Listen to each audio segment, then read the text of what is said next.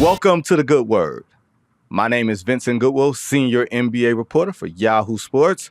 A couple of bits of business before we get into the show today. Don't forget to subscribe to the Good Word with Goodwill on YouTube and rate and review us wherever you consume this podcast audio-wise. And today, of course, we are joined by my man, J.A. Adande of ESPN, Northwestern Medill, a bunch of other different places. We're going to get into Kobe Bryant, the death anniversary of Kobe Bryant. I want to get some curious recollections from J.A. a little later. But to start, I think we have to start with the trade deadline that's coming up. We're a little over a week away, a week and change. Anthony Davis, while you were gone, J.A., Anthony Davis did an interview with ESPN where he talked about the Lakers, wanting the Lakers to make a move. And he says, J.A., the 2019-2020 roster, the roster that had Dwight Howard and JaVale McGee, was perfectly constructed. In other words, me at the 4 and somebody else at the 5. So when people tell you positions don't matter, Anthony Davis calls bull, right? Ain't no positionless basketball for him. But, J.A., as you just think about where the Lakers are they, even if they were to throw all of their chips into the center, right, and into the center for a center, do you believe that the Lakers, where they sit now, are they a center away from being in the Oklahoma City, Memphis, Houston conversation? Or do you think that maybe those teams aren't that good? I think they are that good, especially Oklahoma City. I was so impressed by Oklahoma City. I haven't got to watch Houston quite as much, but obviously the record speaks to how much better they've been than the Lakers this season. Memphis, if they stay healthy and get it together, people forget how close they were. They were a Ja Morant layup away from winning game 1 of that series against the Warriors, who went on to win a championship that season. Yep. And you wonder if Ja makes that layup, what the outcome of that series, and if he doesn't get hurt later on. But it's a legitimate question, though. Can Ja get all the way through the season and all the way through 4 rounds of the playoffs to lead them to a championship? That is a question that is far from being answered. But the short answer is, do the Lakers, is there one move that puts them up in that category? I just don't see it. And what is it with Anthony Davis? Like, you know what I think it comes down to? He's sick of being on the wrong end of them highlights with Jokic. Because the thing is, here's the problem. You're not going to find anyone who guards Jokic any better. If this is about what you're going to do about Jokic, which I'm not even so sure that's the story in the Western Conference anymore, right? But you can't guard him any better than Anthony Davis guarded him. You look at those highlights, Anthony Davis is right there, hand on the face, doing everything you're supposed to do, and Jokic just puts it way back his head and throws in a 3 from like 35 feet. So you find me anyone that's going to defend it, anyone that's going to do anything about it when Jokic is just doing this, throwing it from the behind his left ear. Well, the crazy thing, J.A., is 2 things. One, the Lakers still have a negative point differential. With all the winning that they've done, I think they were, this time last year, they were 3 games under 500. This year, with J.J. Redick, they're 25-18. Their first-round matchup, J.A., as the 5th-seeded Lakers, would be the 4th-seeded Denver Nuggets. They can't escape Nikola Jokic. And the crazy thing, Jay, is... Just like Josh Allen can't escape Patrick Mahomes. That's exactly what it is. Who's your daddy? Nikola Jokic is their daddy. Now, these are names that I've come up with. And for one, let's get to the point of AD talking about the 1920 Lakers that won the championship 2020 in the Lakers. You sound like me, putting everything in the 1900s. No, 2019, 2020 Lakers. Okay, that's what I'm saying. Okay, I see what you're saying. So the thing with AD in that period of his career, or that 2-month stretch, right? Empty gym, best shooting 2.5, 3 months of his life. I'm not saying that you can replicate those factors even if you get him the JaVale McGee, Dwight Howard, whomever, right? But if he's not shooting as a stretch 4 the way that he shot in those circumstances, J.A., I don't think this thing can work the same way that it worked then. Well, more than that, Benny, is so one of the reasons I didn't hear 2019 when you said it is because to me that was just 2020. That those playoffs were so far removed from the 2019 portion of the schedule that I always just considered that 2020 as a standalone. And not just was whatever the shooting circumstances is, or whatever the lighting of the gym, or not having fans or distractions or whatever that enabled Anthony Davis to shoot better than we've ever seen him shoot in a postseason before. I think more important, was that break that LeBron James had between the end of the regular season and the resumption when we got to the summer with the bubble. And that enabled him to just sprint all the way to the finals MVP. Similarly to last summer, the summer of 2024, when LeBron got a break after the Lakers were put out early in the playoffs and then resumed at the Olympics, where he was the MVP of the Olympic tournament, coming off that nice break where he just had to play hard for 2 weeks, which he's more than capable of doing even at this age. Right. But can he go from now all the way through June without getting a multi-month break and play at that level? The evidence says no. Well, he did take a break, J.A. We don't know where he was. We just knew LeBron took a break. They just, hey, he gone. That's what basically it was. I mean, Man, it was just for a week or two. I mean, this was the unique circumstances of having a couple months off.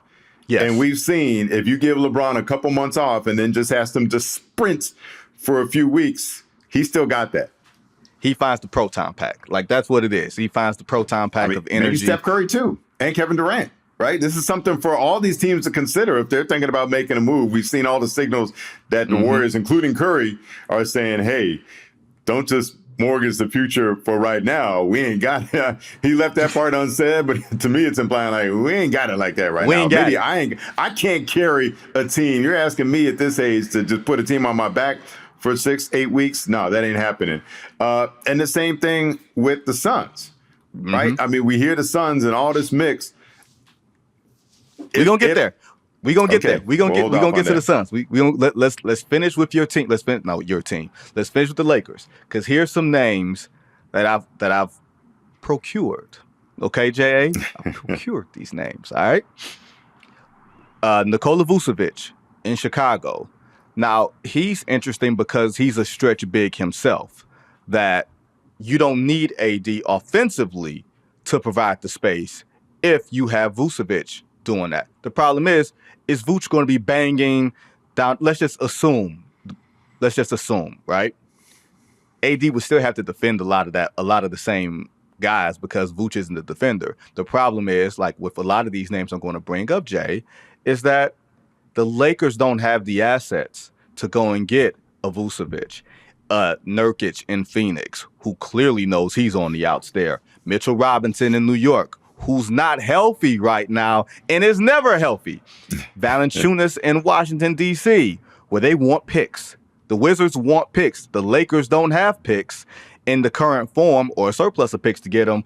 They want Walker Kessler, but the price is too much, and the Utah Jazz say that they're not moving him. So it's like, even if a center was manna from heaven, even if it was the big mirage of water that would get the Lakers to June, J.A., they don't have anything in their war chest to go get these guys or to get a guy. You know who's got a surplus of picks? It's funny. And you haven't heard them talked about, and I'm wondering if they should get in the mix. So, Vinny, you realize there's a scenario, it's not that far-fetched, in which not only could the Oklahoma City Thunder finish with the best record in the NBA this season, and they would have that pick, which wouldn't be that valuable at the end of the first round, but they could also get 2 picks in the top 15, top 20, thanks to some trades and some picks that they could have coming their way. One from Philly, I think the other one from Indy. I'm trying to remember where the other one's coming from. But they're in this position where they've got these extra picks. And if you're the Thunder, who have a great constructed roster and are primed and they're young and they're talented and they're on the come up, but they're always got to be cognizant of finances, right? Finances are what broke up the last time they were championship contenders. That was a choice. That was a choice, right? But finances were what did it, right? I'm not saying they had to. And now there's more of a punishment, right? I mean, it used to be, well, we don't want to pay the luxury tax. Now, if you're in that second apron, then it limits what you can do severely, right? So do they need 3 guaranteed contracts coming in next year? If you're thinking about this team moving forward, I would think the last thing you need is 3 guaranteed contracts on the book, even if they're rookie scale contracts. But I don't know if you need 3 guaranteed contracts coming on the books. So you maybe start thinking about getting in on if there's some clearly teams like the Lakers need picks, right? Other teams would need picks if they want to get in on the Jimmy Butler sweepstakes. They have to acquire some picks. I keep wondering if Oklahoma City should get in on this. I wonder what would they be asking for. Well, here's what they need. Right. I mean, the roster is very well constructed, and this is even without Chet Holmgren playing this season so far, or much of it. You need some age, though, right? The one thing they're missing is age. The one thing that does not qualify them to be playoffs. I ran the numbers a few years back, and basically teams, when they win the first championship for that group, their average age of like the top 6, 7 players like in what, terms 28? of minutes, it's around 28, right? You want to be around 28. And this team last year was like the youngest team to make the playoffs. So like they're still, I don't even think they're the 25 years old, right? Yeah, yeah. And so sometimes you can just look at what happened with Boston when not only Horford was the first step, but then Drew Holiday, right? And then you bring up the average age of that team. Obviously, they bring more to the team than just their birth certificates and their birth years. Right. But that matters a lot. Guys who can bring up the average age. So if I'm them, I'm thinking back to, remember one thing I think that pushed them over the top to make the NBA Finals when they did go in, what was that, 2012, was the addition of Derek Fisher, a veteran who helped them out and helped with that age category. So I think as well as they're playing right now, as great as everything is going, you bring in a guy who doesn't even have to play that much. You don't even have to worry about him interrupting the rotation of that much, but just somebody to sit in that locker room and tell these young bucks what's what. And not only that, remember, that Oklahoma City team had a young coach in Scott Brooks. Yeah. This Oklahoma City team has a young coach in Mark Daigneault. And if you don't have experience, not just on the bench like as a coach, but I think head coaching, you have to have a certain amount of experience if you don't have it on the floor. If you don't have it in either one of those spots, it's going to be really hard. Like, I don't think they're going to walk to the NBA Finals. They may get there, right? They may, especially if things stay static, but I don't think things will stay static in the Western Conference, but they may get there. We may begrudgingly wind up eating barbecue in Oklahoma City this June, right? I say begrudgingly, not because I don't like barbecue. I say begrudgingly because what is there to do in Oklahoma City? I'm not saying, hey, let's all meet up at Staples in June. I'm not saying that either. Like, a lot of things, J.A., can happen. And Oklahoma City's in a weird space because they almost have too much of a surplus.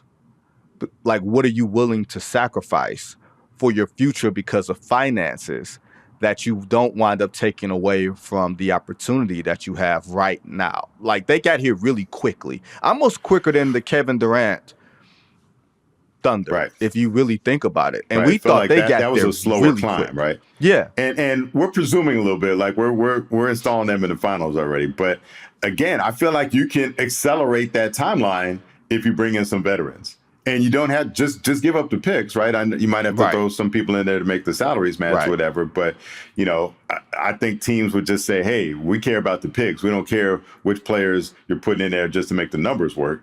And you just get a veteran guy that, again, you don't have to change your rotation that much. You don't have to give up guys who are in your rotation now, give up key pieces to this team. Again, I don't hear anything. This was just me speculating. This was just me thinking about what could happen, who could benefit from this, from the desperation of some teams. That it feels like the teams that most need the deal don't have the necessary assets that, say, a Miami is looking for if they want to move Jimmy Butler. That's the crazy thing about all this, is that if people are looking at the Lakers and saying, F them picks, right? The Thunder are the prime reason why you don't say F them picks, because sooner or later you have to pay the bill. Sooner or later you have to look very soberly at your current roster and say, are we really a Walker Kessler away or Jonas Valanciunas away? Like, there's a reason why Utah has stockpiled these picks and Oklahoma City has stockpiled these picks. It is capitalizing off the desperation or capitalizing off whatever opportunity other teams see when they see you. And here's the crazy thing, Jay.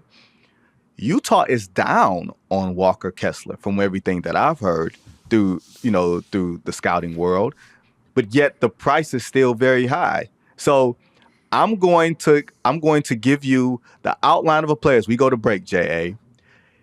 Here's a guy who's a little bit injury prone, but is a 3-level scorer, and the asking price for said player is 2 first-round picks, or at least your best young player and 1 guaranteed first-round pick. I'll tell you who that player is on the other side of this break here on The Good Word. Introducing Daily Draw, the latest free-to-play game from Yahoo Sports. Daily Draw gives you a pack of 6 prediction cards every day based on the day's biggest sporting event. Download or update the Yahoo Sports app on the Apple App Store or Google Play and join the action with Daily Draw today.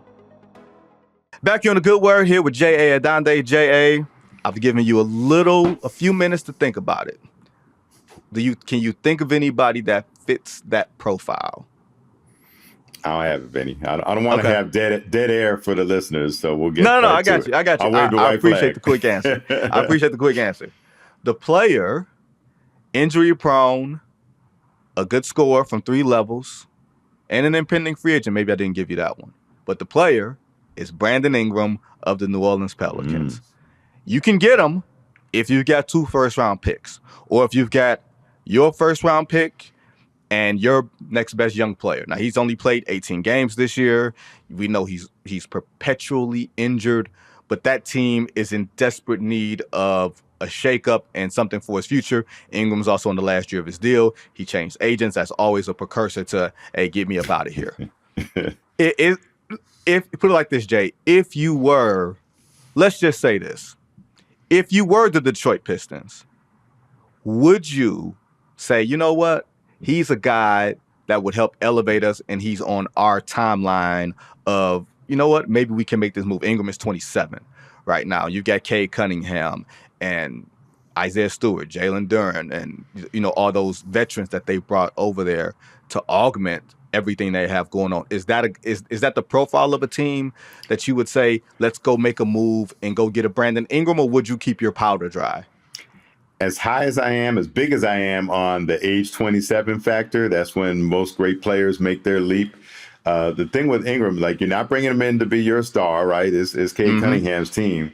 And does Brandon Ingram go with that concept of fitting in seamlessly? You feel like you can add him, especially mid-season, and ask him to fit in seamlessly? Is his type of game the type that, that dribbling a lot and he's going to be ball heavy and he's not necessarily going to be looked to pass? Does that fit in seamlessly to what you're doing? So I would question that.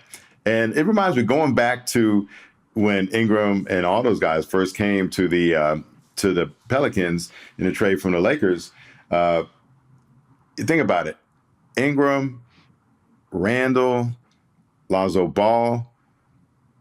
Post-trade, we saw the best versions of all those guys at some point, right? Yes. But what did those teams have to show for it? And what did the Lakers have to show for getting Anthony Davis? They won a championship. So I still think, for any teams that are out there, and there aren't a lot of scenarios like that we're hearing about where teams are wondering whether to give up a clutch of young players for a star. But whenever that situation does arise, you do it. And a lot of people are talking about the fact that the Thunder have Shai Gilgeous-Alexander for Paul George to the Clippers, and not to mention the picks, right? Like, you wouldn't do that trade straight up, even with no picks right now, right? Knowing what we know now. However, the Clippers went to the conference finals for the first time in Clipper franchise history ever with Paul George. Right? Are you going back to Buffalo too? Yeah, I guess so, right? First time in franchise history. With Paul, that's something that the Thunder have yet to do with Shai Gilgeous-Alexander. That could change as soon as this year. Right. But for now, guess what? Just in terms of what it did for the team, what the team accomplished, the Clippers actually won that trade. Would you rather be sitting here, especially with Paul George on his way to Philly now? Are you saying, are they looking like the winners now? No. But in terms of getting what they at least hoped to do or wanted to do, obviously they wanted to win a championship. And also we have to remember that it wasn't just for Paul George. Getting Paul George meant you get Kawhi Leonard. Yeah, I still think you do that trade again. Knowing what we know right now, today in 2025, I would still do that trade if I were the Clippers. You have to, because of where you were as a franchise and the anvil that Kawhi Leonard was holding over your head, whether it was real or not. of him saying, I'll just go to LA and play with LeBron James. Even if he had no intention of really being a Laker, but he knew that was the Clippers' worst nightmare. If you don't go and get me Paul George and we come together, I'll make you another level of irrelevant. Now, J.A., you bring up Paul George. That's an interesting name. I've heard that Philly quietly could be a suitor for Jimmy Butler. And a Paul George for Jimmy sort of straight up, I don't think they make exactly the same, but theoretically, it would be a Jimmy for Paul George swap. I believe, I've heard this, that Joel Embiid, who still loves Jimmy Butler, is pushing for them to reacquire Jimmy Butler, knowing that Jimmy is out there. But here's the other side of that, J.A. Adande. Paul George was told by management or ownership, we wouldn't trade you year one of this deal. So there's so many different iterations. I'm not saying that Joel Embiid is pushing for Paul George to be traded. I'm saying that Joel Embiid is pushing for them to acquire his buddy, Jimmy Butler. But can you even trust Joel Embiid, who can't get on the floor? Yeah, for Jimmy Butler, is that what you'd want to sign up for? Is that where you would find your joy? He wasn't wearing Philadelphia 76ers colorway shoes, right? He's wearing those Phoenix Suns colorways. He also might just want to be warm at this stage in his life too. Yeah. He's been playing in Miami. He's hoping to go to Phoenix. He's got a crib out in California. Like he might, I've been thinking about that too. Like you reach a point where warmth matters more than anything else. Like I always thought I would be a skier at some point. Like that was always something. You ever gone skiing, Benny? Have you ever gone skiing? Jay, no. Your screen didn't freeze. Your screen didn't flinch. It wasn't nothing like that. I will answer this question respectfully. Are you out of your damn mind, J.A.? You know good and hell well I'm not going skiing.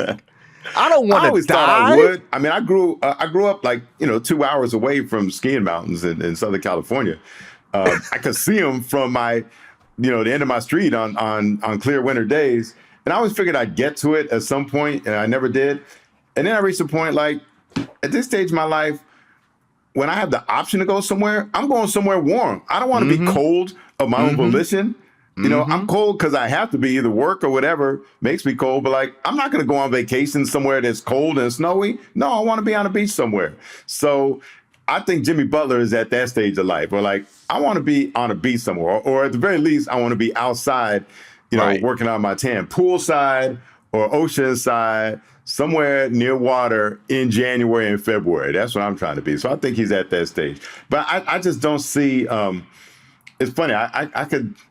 Is that what you want from Miami? Don't you think Miami needs to think younger? Are they in a right now? Your only reason you're right now is because you have Jimmy Butler. Pat Riley is Jerry Jones. We crack on Jerry Jones' old ass all the time for stuff that he says and then stuff that he does. They're in the same everything. They went to high school together. I don't know if they really did go to high school together, as in high school at the same time. But this ain't Pat Riley of 1987 with the, slick back black hair. This is Pat Riley that is, in his late 70s, J.A.? He's almost 80. Yeah. Knocking on the door at 80. There isn't he's at the stage where he's getting a statue. He's actually getting a statue in L.A. Court is named after him, right?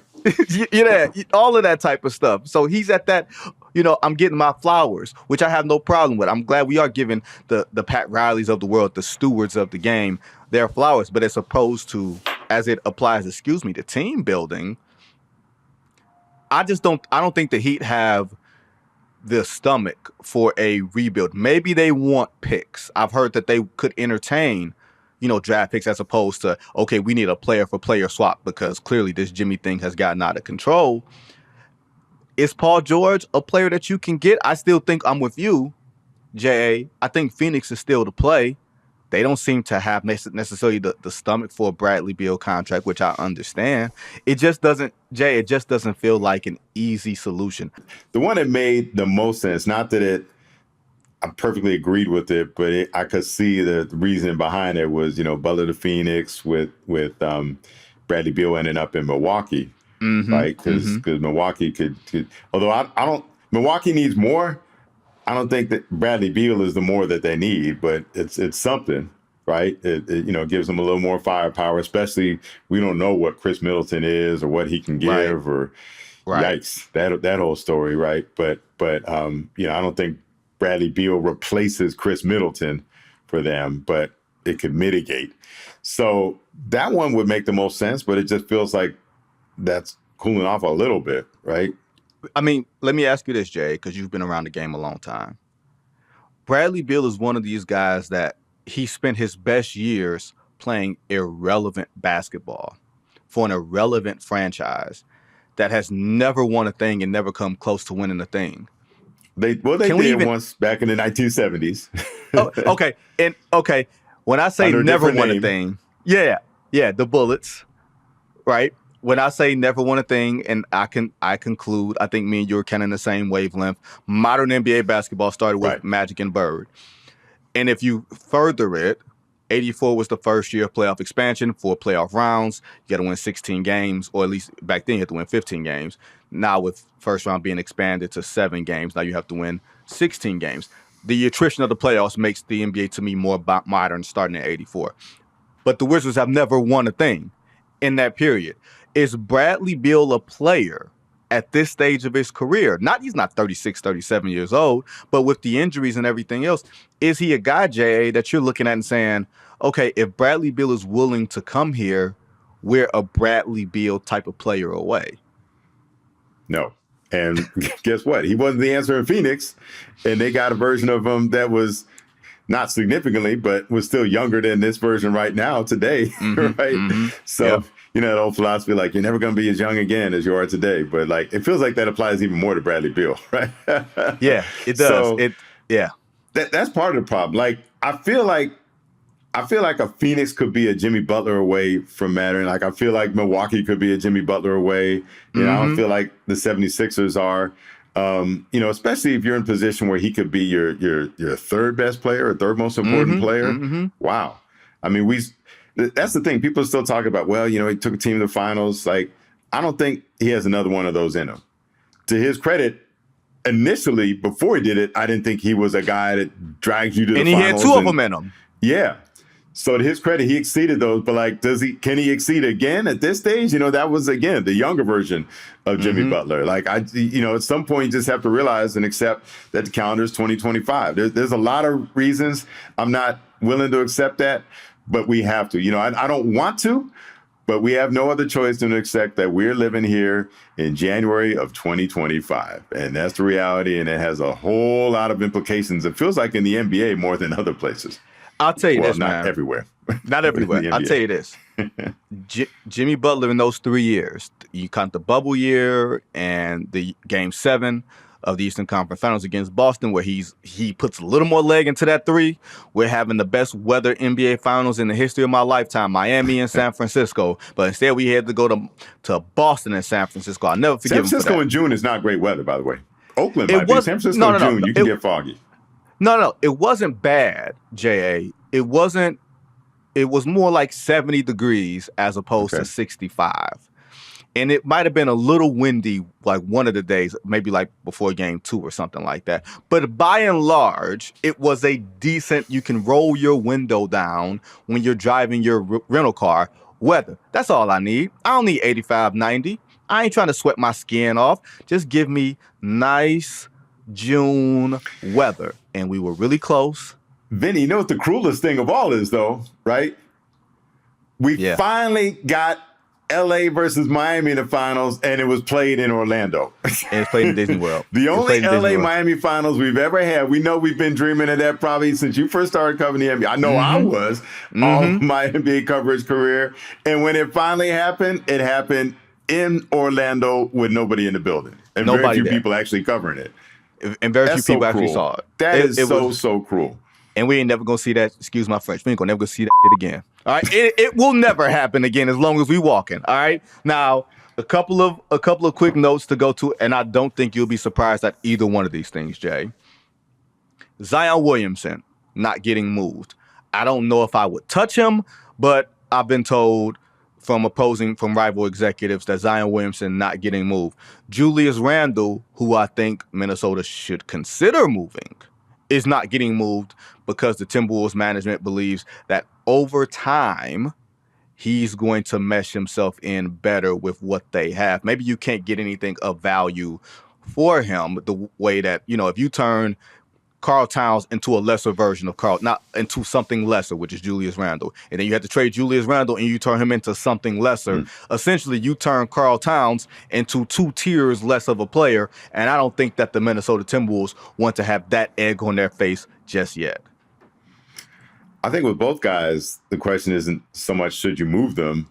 The question is who would take them, right? At this stage. Yeah. I think it's a good time for New Orleans to explore moving Zion. I think anytime he's on the court looking good, that's when you strike and say, hey, look, Zion Williamson, he's actually playing. You want him? Right. But I think if I'm looking around the league,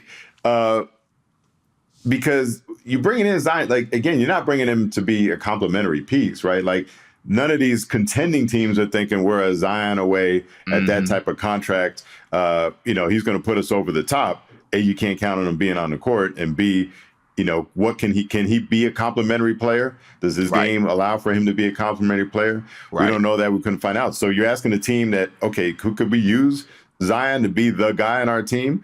And then could we trust him to be the guy? And then for Julius Randle, you have to say, all right, he's never going to take your team that far. The Timberwolves appear to be worse off for having him. Do we want to take the risk that he's going to make our team worse off the way he did for Minnesota as he gets older?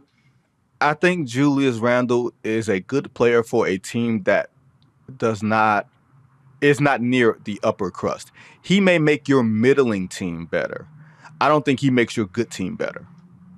His style of play, he's bull in China shop with the ball. You know what I mean, Jay? It's not like passes on time and on target, like that sort of thing. And defensively, just simple stuff. Like we're talking big picture basketball stuff here, but simple stuff, making the defensive rotations, making sure you're getting back on defense. That stuff chips away at a team. If you're not doing that, if one person doesn't do that, Jay, that permeates through the rest of the roster because that can lead to a 3. That can lead to a fast break. That leads to giving up offensive rebounds, and people are feeling like they're being left out to dry because not everybody's on the string. And I can't say it's necessarily his fault or not his fault. This is the guy he's been his entire career, so I don't expect him to change. Part of the question, so if I'm Minnesota, particularly if I'm Anthony Edwards, I'm not so sure I want to bail on the Julius Randle experiment quick, because if I'm Anthony Edwards, I want to take on the challenge of, can I make Julius Randle the guy? And Anthony Edwards is not the one saying this, but if Anthony Edwards is the Michael Jordan modern version, or the Jordan Light, whatever, but we've heard that comparison. Yes, we have. I'd be like, can I make Julius Randle a Scottie Pippen? That would be my challenge. Right? Before we had the Pippen template, Jordan really helped make Pippen, right? And hold your Scottie Pippen takes. I know what you want to say. Just hold them for right now. You get what I'm saying. I know you want to say it, but just hear me out here. Hear me out here. I'm keeping my mouth closed. Y'all know how I feel about this. But you see what I'm saying, though, right? Yes. I feel like it's interesting. I was watching that Starting Five on Netflix during one of my flights recently, and there was a point on the bench when Edwards was telling Cat, "Hey, man, you can't be getting in foul trouble." And we know that's Karl Anthony Towns' bugaboo, but here's Anthony Edwards counseling him, and it's funny because he's the younger of the two players, the less experienced of the two players, and he's telling Karl Anthony Towns what to do. And so I wonder if we could get some of that guideline. I would love to hear to have them mic'd up and get that behind the scenes footage this season of him with Randle and see what those conversations are like. But, before we bail out on Randle, let's see what Edwards can do. Why are you trying to give him what they say? The Lord gives his battles to his strongest soldiers. Anthony's like, man, why you giving me all these battles? I'm tired. I'm fatigued. Do you think he can take some credit for Cat's success in New York? Yeah, he can, but guess what? He ain't doing it with me. He doing it for them. You ever hear about the women who say that they mold a man and make a man, and next thing you know, the man leaves them for some younger version, and she ain't happy that she made a better version of you for you to be better with some other woman? She was doing that for herself. Ant was out here making making Karl Towns a better Karl Towns for Anthony Edwards' life to be easier. Making it easy for the cleanup woman. Right? Yeah, exactly. Come on, man. To great Betty Wright. But here's the thing, though. If we gather this body of evidence I'd also, if I'm Anthony Edwards, if Julius Randle goes somewhere else and improves the way we've seen Karl Anthony Towns, is it me? Is it something I did? Is it something I said? I think we have more of a book on what Julius Randle is, more so than what we had on Karl Towns, right? Like, we've seen Julius Randle in different places for different teams, looking like the same old Eeyore, right? Remember Winnie the Pooh? Eeyore? That's Julius Randle. That's what he looks like out there. All right.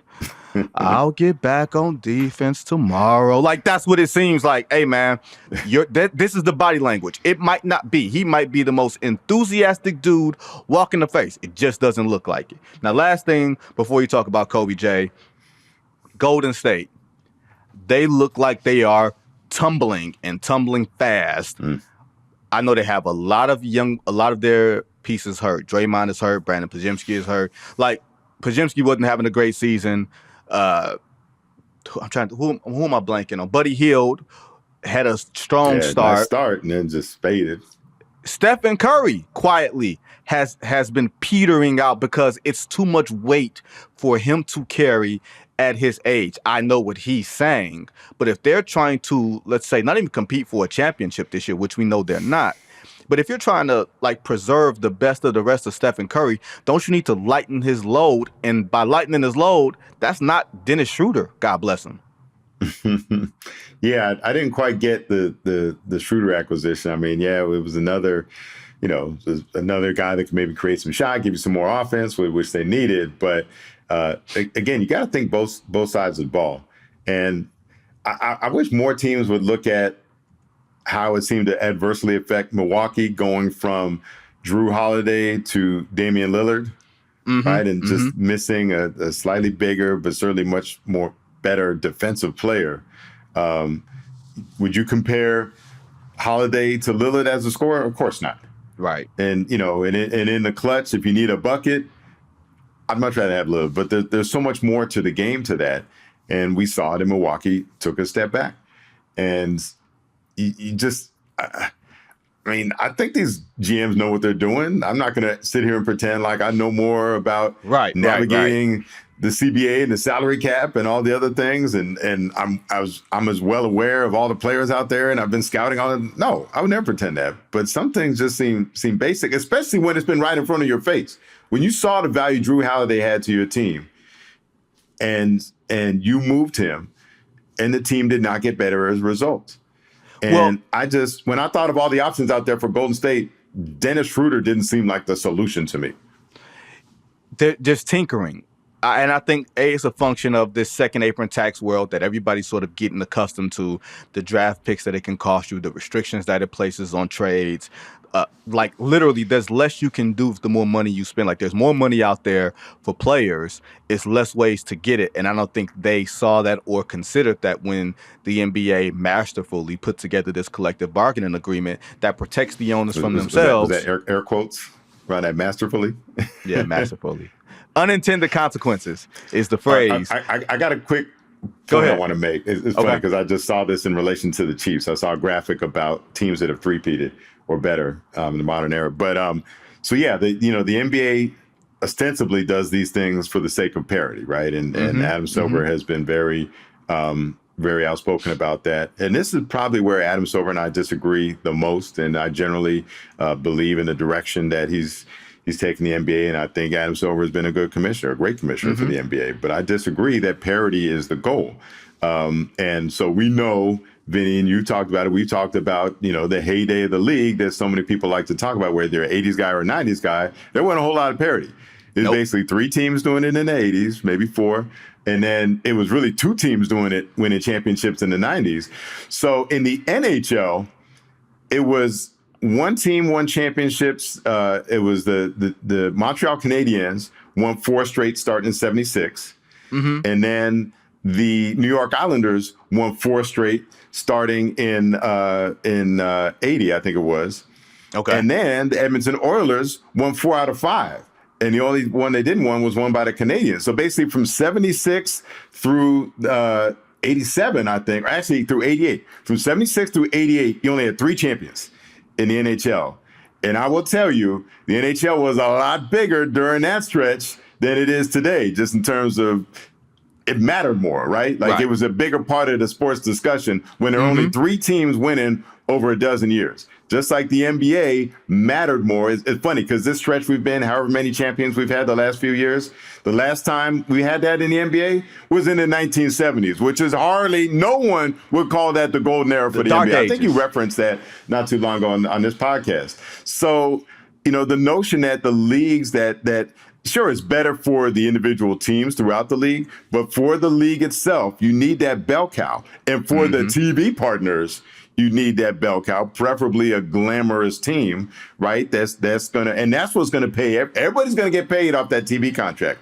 And the TV contracts are big when you have a 90s Bulls or Warriors with Steph Curry, Magic, Showtime, Lakers, etc. That's what the league needs. And so all these things that have been put in place to make that more difficult are not in the best interest of the NBA brand.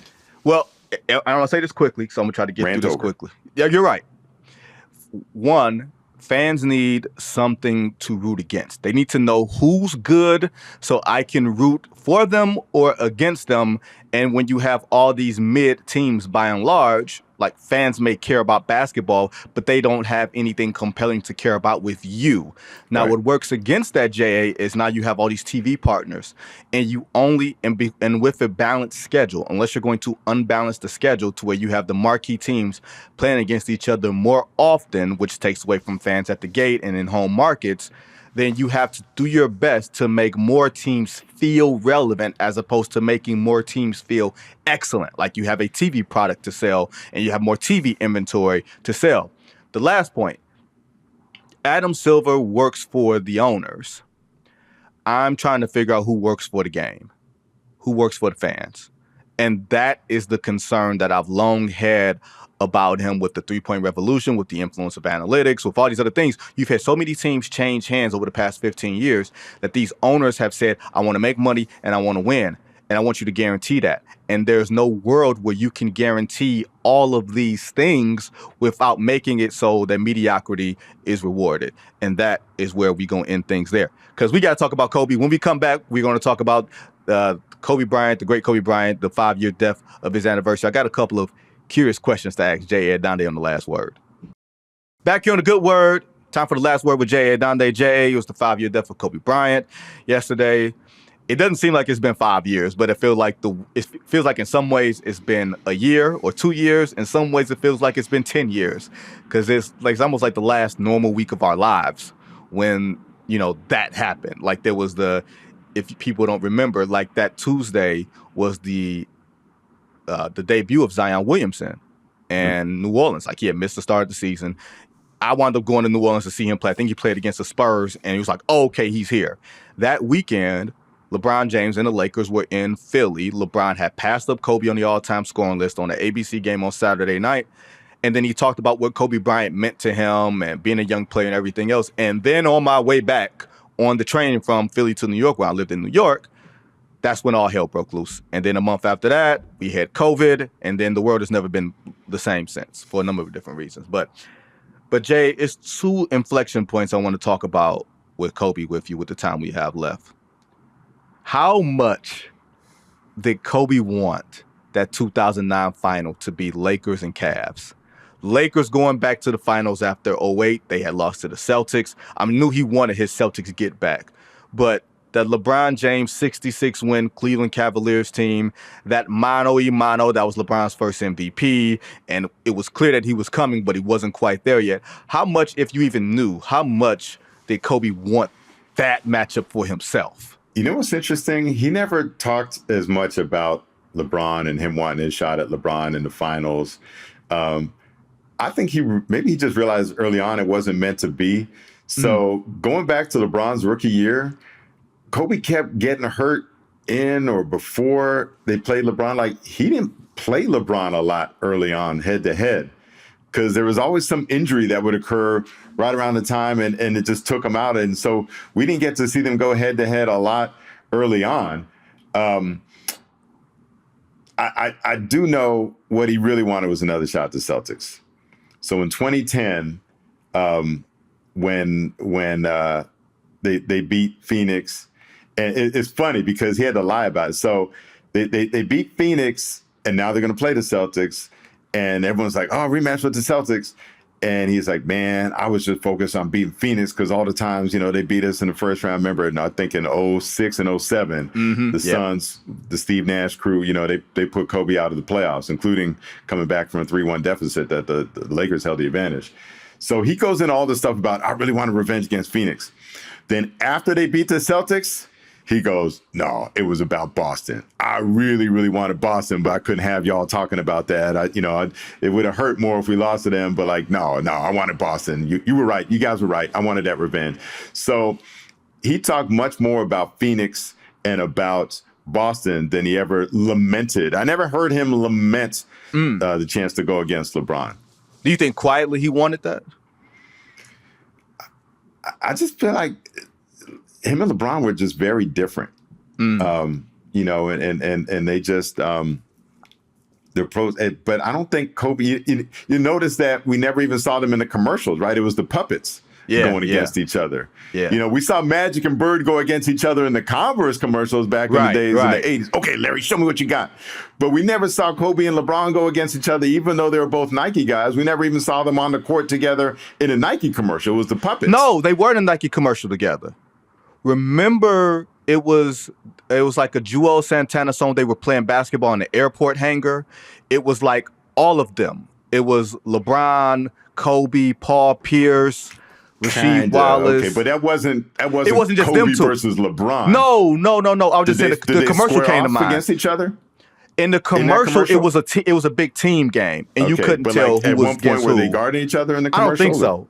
I don't think so. The images were so quick. I think I know what you're talking about. I think I remember a commercial on that. But the fact that I don't even remember that is very hazy for me. We remember, not we all, but if you're old enough, you remember that Magic versus Larry Converse commercial. Absolutely. So, Larry, I heard they made Converse weapons for last year's MVP. So, but we never got anything like that. Yeah. Right? So I just don't think Kobe was as obsessed with, I know I was, because that was the only, if you think about it, we did get Magic and Bird versus the finals. We got Jordan versus Barkley. It's weird because there was really no huge finals matchup. We wanted to see with Michael, but, we got him versus Karl Malone, the guy that won MVP on Michael's watch. We generally have had the matchups you could ask for in the NBA finals, but we never got Kobe versus LeBron. And I just feel like NBA history is worse off for that. I agree. I think, and the crazy thing was, like, people who can say you bang on LeBron or whatever, that wasn't his fault that they didn't go to the finals in 2009 when they lost to Orlando. Orlando had a monster in Dwight Howard. Yeah. And he balled. He was averaging 38, 8, and 8 that series. Let me repeat that again for y'all. 38 points, 8 rebounds, 8 assists. In the 2 games that Cleveland won, LeBron had the game winner in game 2. And then in game 5, I want to say he scored like the last 25 points for them to beat Orlando just to stave off elimination. Like, it wasn't his fault.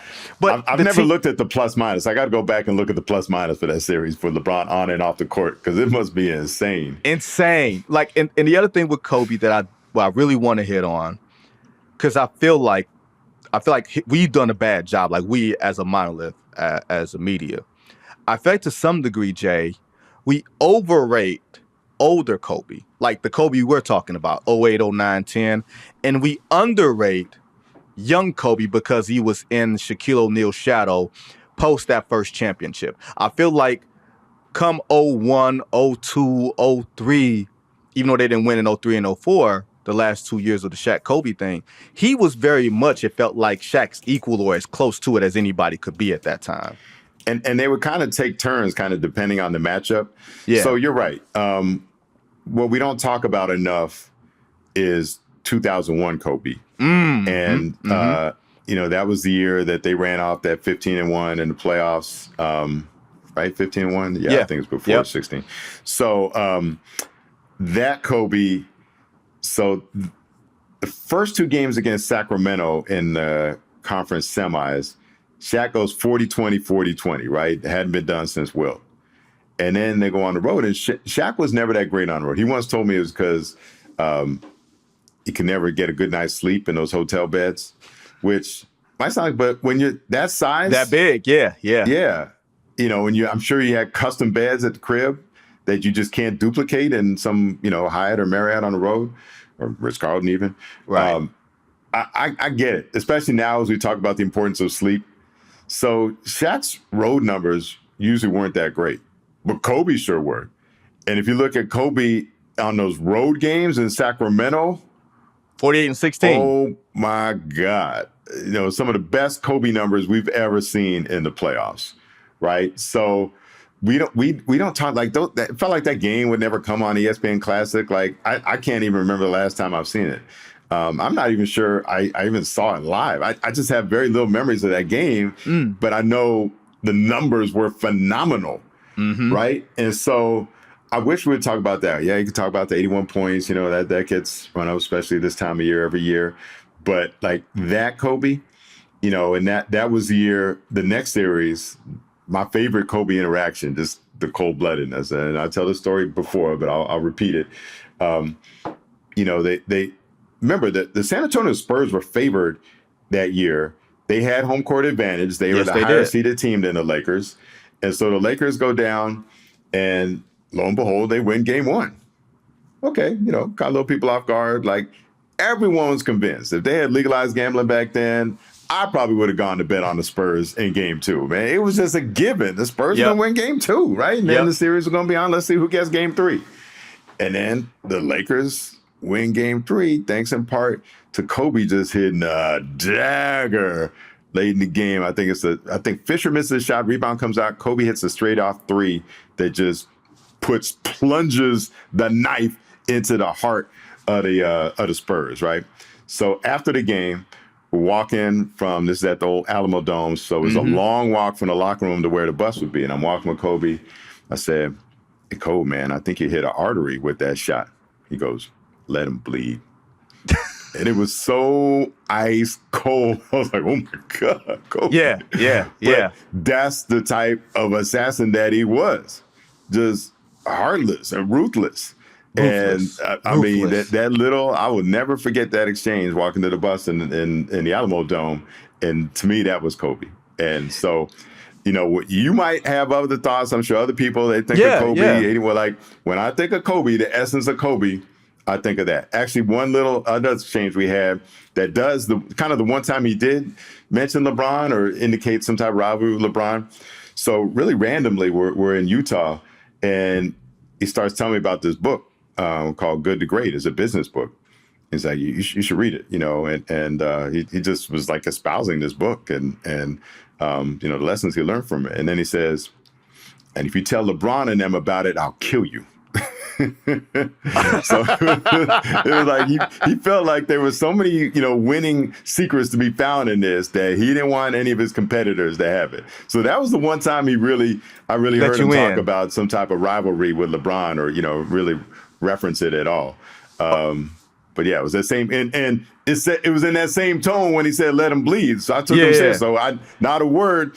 And I remember I asked him about it, a few years later. I was like, all right, some time has passed. Like, I would like to mention this. I said, "Kobe, can I reference that book you told me about?" "No." "Okay." So I never mentioned it until after he retired. I'm like, okay. And I really, probably his last couple of years when he wasn't competing for championships, I probably could have referenced it. But like, I wanted to make sure he was retired before I told anybody what book it was. It's funny. It's funny that you say that because you like just how maniacal of a competitor he was. I felt like early on in Kobe's career, and of course I'm from a huge distance, right? I'm younger. I'm not in the business. I'm not even a college student at this point to some degree.